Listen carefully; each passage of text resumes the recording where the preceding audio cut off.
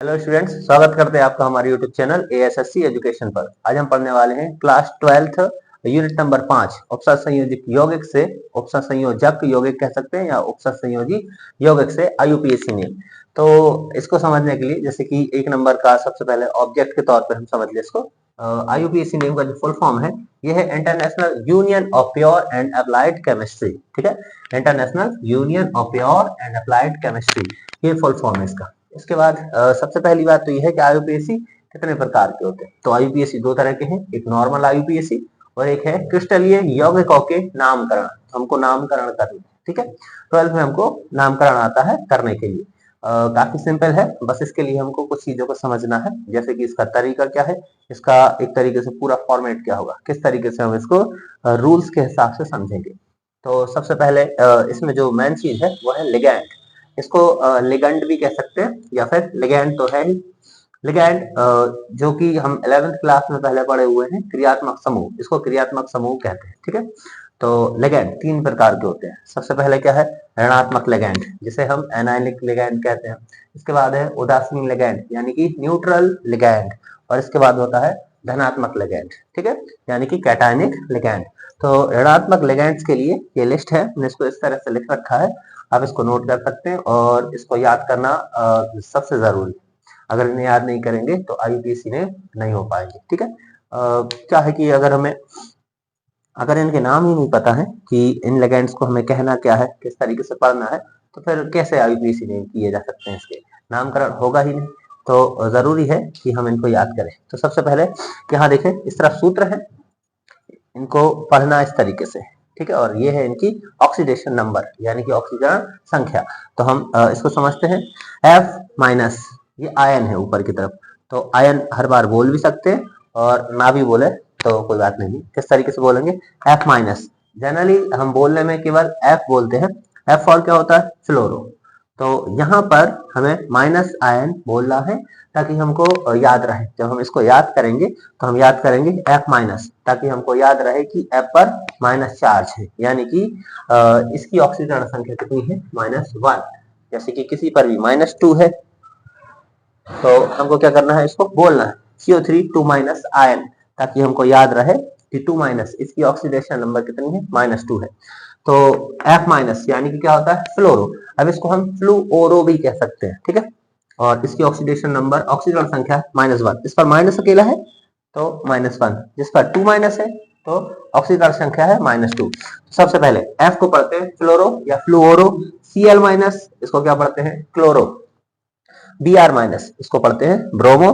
और I minus को क्या पढ़ेंगे हम, आयोडो, ठीक है, या फिर सीधा I कह सकते हैं।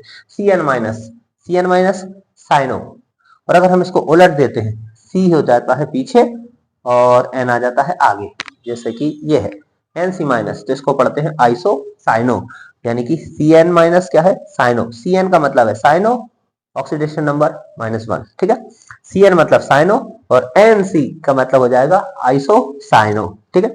नेक्स्ट है SO4 2 minus ion. SO4 2 minus ion, इसको हम क्या पढ़ते हैं, सल्फेटो। और 2 माइनस आयन है जैसा कि इस पर, तो इसकी ऑक्सीकरण संख्या कितनी होती है, -2। इसके बाद है CH3COO माइनस। CH3COO माइनस, तो क्या होता है, एसीटेटो, ठीक है, एसीटेटो। इस पर माइनस चार्ज है यानी कि ऑक्सीडेशन नंबर इसकी कितनी है, -1 है। इसके बाद है ClO3 माइनस, इसको पढ़ते हैं क्लोरेटो, -1 ऑक्सीडेशन नंबर है। C2O4 2 minus ion, oxalato. C2O4 2 minus ion क्या होगा, ये ऑक्जेलेटो, और -2 इसकी ऑक्सीडेशन नंबर। इसके बाद है NO3 माइनस आयन यानी कि नाइट्रेटो, इसकी ऑक्सीडेशन नंबर क्या होगी, -1। नेक्स्ट है CO3 2 माइनस आयन, इसको पढ़ते हैं कार्बोनेटो, -2 इसकी ऑक्सीकरण संख्या। SO3 2 माइनस आयन, सल्फाइटो, -2 इसकी ऑक्सीडेशन नंबर है। नेक्स्ट है OH माइनस, इसको पढ़ते हैं हाइड्रोक्सो, क्या पढ़ते हैं, हाइड्रोक्सो, -1 इसकी ऑक्सीकरण संख्या।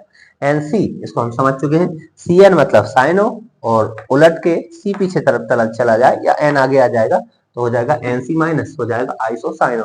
Cn साइनो, NC मतलब आइसोसाइनो, एक साथ याद करें। अब इन दोनों को देखें, SCN माइनस आयन, तो ये कहलाता है थायोसाइनेटो। क्या होता है, थायोसाइनेटो। S जो आगे है उसी को डैश लगा के लिखना है, ठीक है।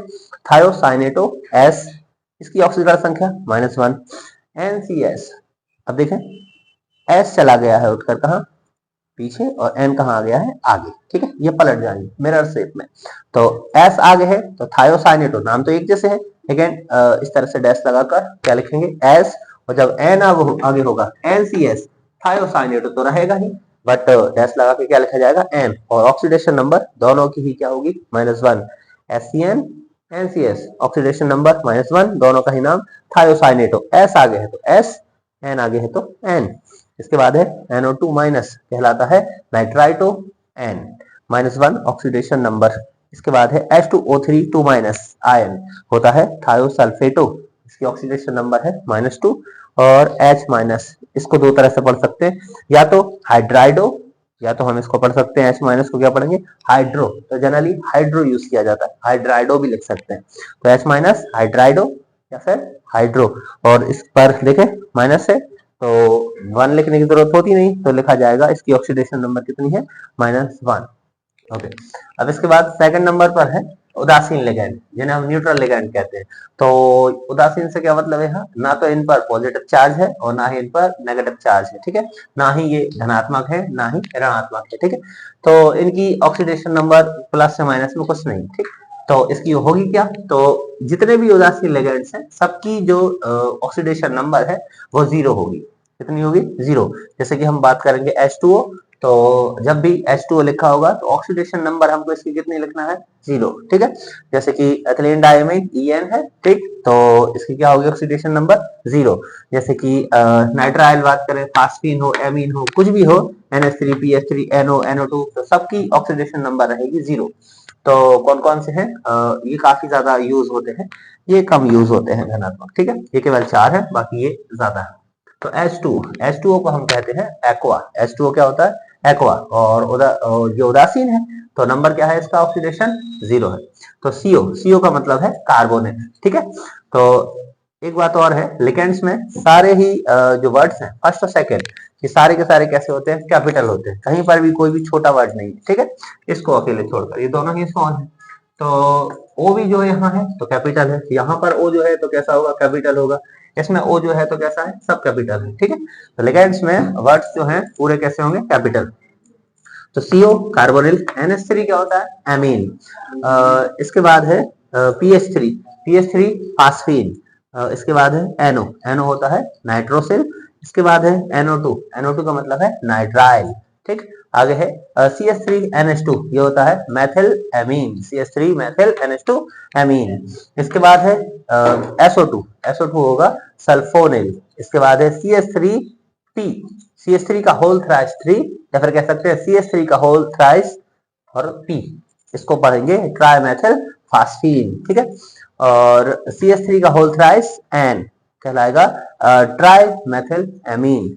नेक्स्ट है EN, स्मॉल n, इसको पढ़ते हैं एथिलीन डायमीन।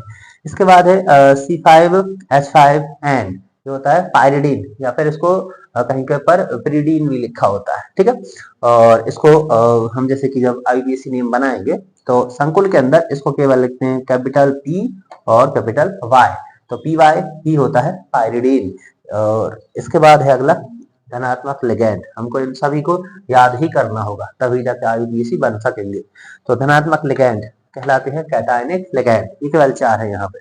तो NO2 प्लस आयन यानी होगा नाइट्रोनियम +1, इसकी ऑक्सीजन संख्या होगी प्लस आयन है +1, ठीक है।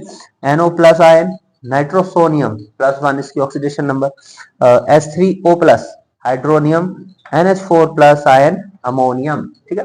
तो हमको लिगैंड्स को पहले ऋणात्मक लिगैंड याद करें, इसके बाद धनात्मक उदासीन और फिर धनात्मक लिगैंड, इनको प्रॉपर तरीके से नोट करें और इनको अच्छे तरह से याद करें, ठीक है। नेक्स्ट वीडियो में हम इसका नियम समझेंगे और समझना होगा कि किस तरीके से इनको बनाना है। Thank you.